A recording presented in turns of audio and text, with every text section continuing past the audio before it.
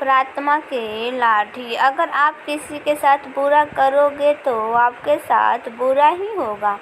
एक साधु वर्षा के जल में प्रेम और मस्ती से भरा जा रहा था कि उसने एक मिठाई की दुकान को देखा जहां एक कढ़ाई में गर्म दूध उबाला जा रहा था तो मौसम के हिसाब से दूसरे कढ़ाई में गरम गरम जलेबियां तैयार हो रही थी।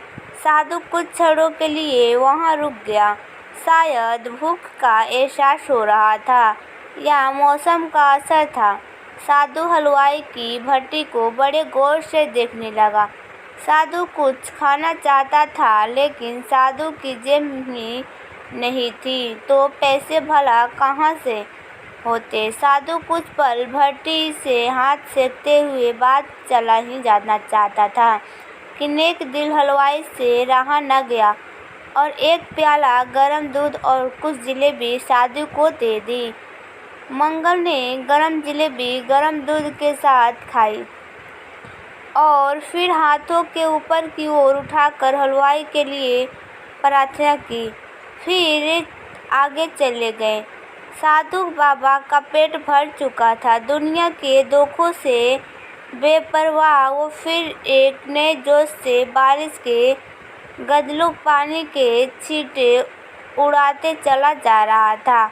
वो इस बात से बेखबर था कि एक युवा नवविवाहित जोड़े भी वर्षा के जल से बचता बचता उसके पीछे चला आ रहा था। एक बार इस मस्त साधु ने बारिश के बदले पानी से जोर से लात मारा। बारिश का पानी उड़ता हुआ सीधे पीछे आने वाले युवती के कपड़े को भीगा गया और औरत की कीमत कपड़ों कीचड़ से लथपथ हो गई।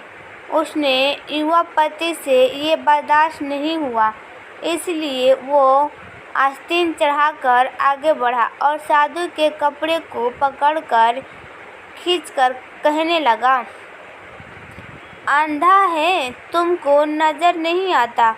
तेरे हरकत की वजह से मेरी पत्नी के कपड़े गीले हो गए हैं और कीचड़ से भर गए हैं।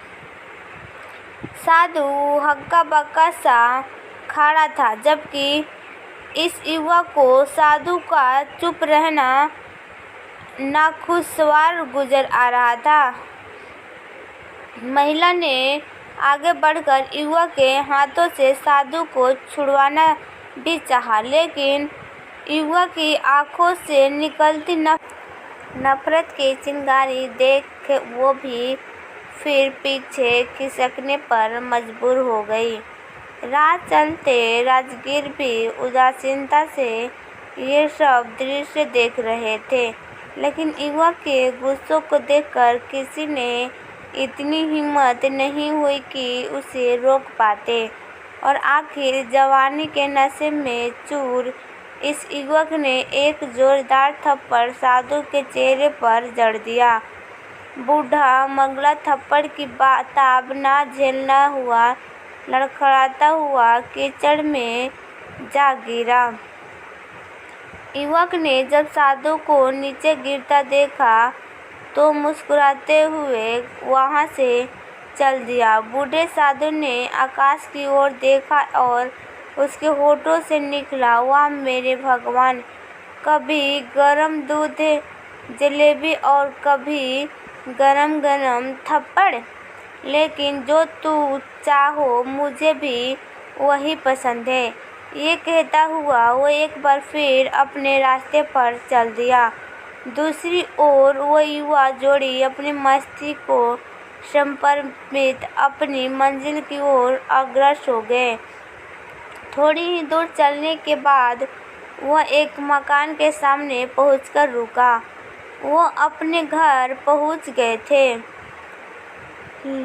तो युवा जब अपनी जेब से चाबी निकालकर अपनी पत्नी से हंसी मजाक करते हुए ऊपर घर की सीढ़ियां तय कर रहा था तब बारिश के कारण सीढ़ियों पर फिसलन हो गई थी।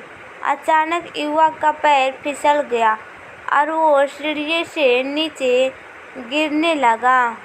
महिला ने बहुत जोर से शोर मचाकर लोगों का ध्यान अपने पति की ओर आकर्षित करने लगी, जिनकी वजह से काफ़ी लोग तुरंत सहायता के लिए युवक की ओर लपक गए। लेकिन देर हो चुकी थी। युवक का सिर फट गया था और कुछ ही देर में ज़्यादा खून बह जाने के कारण इस नौजवान युवक की मौत हो चुकी थी। कुछ लोगों ने दूर से आते साधु बाबा को देखा तो आपस में कानाफूसी होने लगी कि निश्चित रूप से इस साधु बाबा ने थप्पड़ खाकर युवक को श्राप दिया है, अन्यथा ऐसे नौजवान युवक का केवल सीढ़ियों से गिरकर मर जाना बड़े असंभव की बात लगती है। कुछ मनचले युवक ने ये बात सुनकर साधु बाबा को घेर लिया। एक युवक कहने लगा कि आप कैसे भगवान के भक्त हैं, जो केवल एक थप्पड़ के कारण युवक को श्राप दे बैठे। भगवान के भक्त में रोष एवं गुस्सा हरगिज नहीं होता। आप तो जरा भी असुविधा पर भी धैर्य न कर सके। साधु बाबा कहने लगे, भगवान की कसम, मैंने इस युवक को श्राप नहीं दिया। अगर आपने श्राप नहीं दिया तो ऐसा नौजवान युवा सीढ़ियों से गिरकर कैसे मर गया। तब साधु बाबा ने दर्शकों से एक अनोखा सवाल किया कि आप में से कोई इस सब घटना का चश्मदीद गवाह मौजूद है। एक युवक ने आगे बढ़कर कहा, हाँ, मैं इस सब घटना का चश्मदीद गवाह हूँ।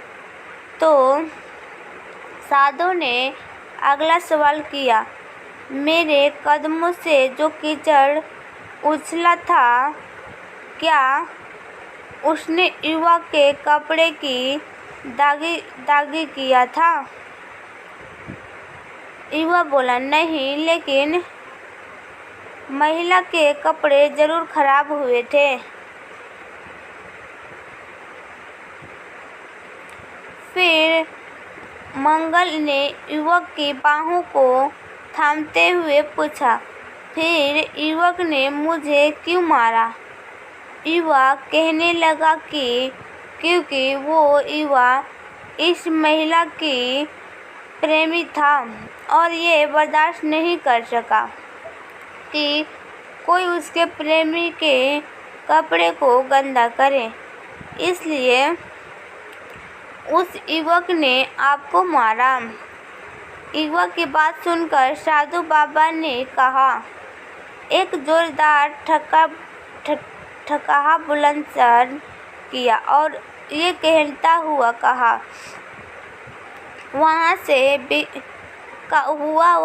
विदा हो गया। तो भगवान की कसम, मैंने श्राप किसी को भी नहीं दिया, लेकिन कोई है जो मुझसे प्रेम करता है। अगर उसका यार सहन नहीं कर सका तो मेरे यार को कैसे बर्दाश्त होगा कि कोई मुझे मारे। और वो मेरा यार इतना शक्तिशाली है कि दुनिया का बड़े से बड़ा राजा भी उसकी लाठी से डरता है। सच है, उस परमात्मा की लाठी दिखती नहीं और आवाज़ भी नहीं करती, लेकिन पड़ती है तो बहुत दर्द देती है। हमारे कर्म ही हमें उसकी लाठी से बचाता है। बस कर्म अच्छे होने चाहिए।